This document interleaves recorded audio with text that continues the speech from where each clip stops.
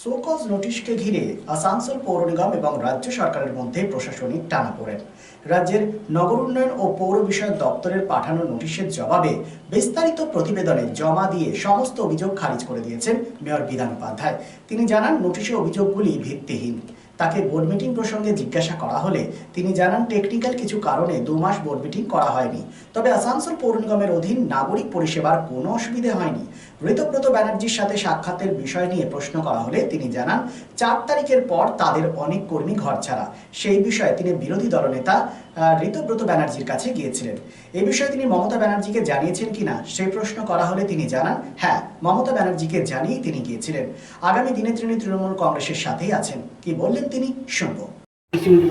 উনি একটা চিঠি দিয়েছিলেন যে এই কর্পোরেশন অনিয়মিত অলরেডি আমি আপনাদের মাঝে দিয়ে দিয়েছি। যে চিঠিটা ওনারা করেছিলেন সেই চিঠিটাও দিয়েছি। আমি যা উত্তর দিয়েছি সেই উত্তরটাও দিয়ে দিয়েছি। যেটা আমি পাঠাচ্ছি সেটাও অলরেডি আমি আপনাদের সামনে সার্কুলেট করে দিয়েছি। কি জানতে চাওয়া হয়েছে? যেগুলো জানতে চাওয়া হয়েছিল যে বোর্ড মিটিং হচ্ছে না কেন। বোর্ড মিটিং এমনিতে আমাদের মে মাস খালি হয়নি, আর বোর্ড মিটিং এমনিতে 50 দিন পর করতে হয়। তো সেখানে মে মাসে আমাদের বোর্ড মিটিংটা হয়নি। জুন মাসেরটা করার জন্য আমাদের চেয়ারম্যান সাহেব যিনি ছিলেন তিনি অলরেডি চিঠি করেছিলেন, তখনই জুন মাসেই করেছিলেন। তারপরে যে কোনো কারণবশত হয়নি। তো সব কারণগুলি আমরা জানিয়ে দিয়েছি। দুজন বড় চেয়ারম্যান ইস্তফা দিয়েছেন, এই সময় পুরো পরিষেবাটা করতে পারছেন? দেখুন, কর্পোরেশন থেকে পুরো পরিষেবা বলতে দেখুন, মানে যারা বড় চেয়ারম্যান আছে, যারা কাউন্সিলর আছে, তারা তো ব্যক্তিগত কী কারণে দিয়েছে সেটা তো তাদের ব্যাপার। দ্বিতীয়ত হচ্ছে যা পুরো পরিষেবা যেটা বলা হয়, ধরুন পরিষ্কার পরিচ্ছন্ন জল, সেগুলো যে সমস্ত আধিকারিকরা আছে তারা কিন্তু কেউ ছেড়ে দেয়নি বা চলে যায়নি। অর্থাৎ পুরো পরিষেবা যেটা রয়েছে সেটা নিশ্চিতভাবে পাচ্ছে। নগর উন্নয়ন দপ্তরের পক্ষ থেকে চিঠিতে যেই অভিযোগ করা হয়েছে আসানসোল পুরসভার বিরুদ্ধে, সেই অভিযোগগুলো কি কতটা সত্যি আপনি কি মনে করছেন? উত্তর দিয়ে দিয়েছি, তো লেটারটাও দিয়ে দিলাম আপনাদের। লেটারটা পড়লে বুঝে যাবেন কি প্রশ্ন করেছিল, কি উত্তর দিয়েছি।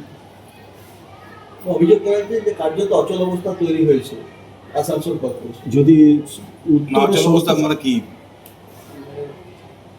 অচল অবস্থাটা তো বুঝতে হবে কি, জল পাচ্ছে না, রাস্তাঘাটে ময়লা পড়ে আছে, লোকজন তো কাজ করে যাচ্ছে।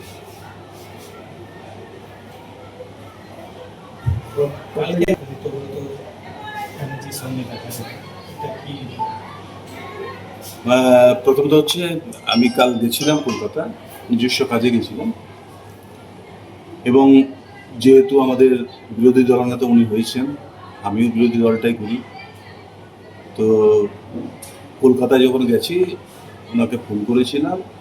উনি কলকাতাতেই ছিলেন, ওনার সাথে দেখা করেছি। নির্বাচনের পর মানে রেজাল্টের পর আমি আমার বারাবণী বিধানসভায় বিভিন্ন জায়গায় প্রচুর ঘর বাড়ি ভেঙে দিয়েছে, বাড়িতে আগুন লাগানো হয়েছে, অনেক ছেলে অ্যারেস্ট হয়েছে, বিভিন্ন কেসে অ্যারেস্ট হয়েছে। তো বিভিন্নভাবে অসুবিধার মধ্যে ছিলাম, যেটা আমাকে আমার বিরোধী দলনেতাকে জানানো উচিত বলে মনে করেছিলাম, তাই সেটা ওনাকে জানিয়েছি। এবং কর্পোরেশনেরও কিছু অসুবিধা যেগুলো আমি যেগুলো দেখছিলাম, যে কর্পোরেশনে কীভাবে আরও কী করা যায়, তো সেই ব্যাপারে ওনার সাথে আলোচনা করেছি। উনি শুনেছেন এবং উনি আশ্বাস দিয়েছেন যে উনি দেখছেন।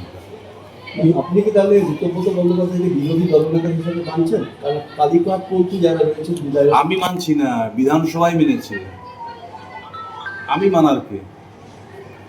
তাহলে তো এই কথাটা আপনি নিজেদের দলনেত্রীকেও জানাতে পারতেন, যেভাবে আপনাদের রাজনৈতিক নির্বাচনের ফলাফল ঘোষণার পর যেভাবে রাজনৈতিক আক্রমণ করেছে। আমরা জানিয়েছি, নিশ্চিতভাবে জানিয়েছি, কেন জানাবো না কেন? আমাদের তো অসুবিধা, আমাদের যেগুলো অসুবিধা নিশ্চয়ই সব জায়গাতেই জানাতে হবে। আমাদের যারা নেতা নেত্রী আছে তাদেরকে সবাইকে জানাতে হবে। মমতা বন্দ্যোপাধ্যায়কে জানিয়েছিলেন? হ্যাঁ, নিশ্চিত জানিয়েছিলেন। সব কিছুই আমাদের মানে নেত্রী জানেন। সাহায্য না পাওয়ার জন্য কি? সাহায্য না পাওয়া নয়, সবসময় সাহায্য পাচ্ছি বলে তো চালাতে পারছি। এর আগে নরেন চক্রবর্তী জেলা সভাপতি, তাকে দেখা গেছিল ঋতব্রত বন্দ্যোপাধ্যায়ের কাছে, ডেপুটি মেয়র অভিজিৎ ঘটককেও দেখা গেছে, এরপর আপনাকে দেখা গেল। এবার একটা জল্পনা তৈরি হয়েছে যে আসানসোল কর্পোরেশন তাহলে ঋতব্রত পন্থীদের সঙ্গে থাকছে। তৃণমূলের তৃণমূল ঋতব্রত পন্থী না তৃণমূল। এখানে দেখুন আমি 100 বার বললাম, উনি তো বিরোধী দল নেতা, নিশ্চিতভাবে তোমার সাথে দেখা করা দেখা করাটা দরকার আমাদের ছিল, যেহেতু আমরা রাজনীতিটা করি তাই দেখা করেছি। এই সমস্যার কথা তো মমতা বন্দ্যোপাধ্যায়কে জানাতে পারতেন। আর বললাম তো, একটু আগে বলেছি, জানিয়েছি, সবাইকে জানানো হয়। সাহায্য পেয়েছেন? বললেন যে সাহায্য পেয়ে তবে তো চালাতে পারছে। কিন্তু এখানে ঋতব্রত গ্রুপ আলাদা এবং কালীঘাট গ্রুপ আলাদা, আমি ঋতব্রত দেখা করছেন, তাহলে কি মমতা ব্যানার্জির সঙ্গে আর নেই আপনার? তৃণমূলের সাথে আছে। তৃণমূলের দুটো গ্রুপ, যেটা আমরা জানতে পারি, ঋতব্রত গ্রুপ, গ্রুপ আমি বুঝি না, আমি তৃণমূলে আছি। Happy new year! ফার্নিচার ওয়ার্ল্ডের তরফ থেকে আপনাদের সকলকে নববর্ষের আন্তরিক প্রীতি ও শুভেচ্ছা।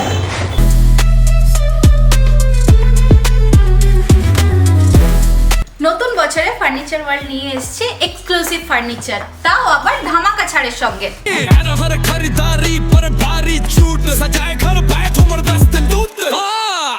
পুজো মন্দির, ড্রেসিং টেবিল, ওয়ার্ড্রপ, 3 ডোর,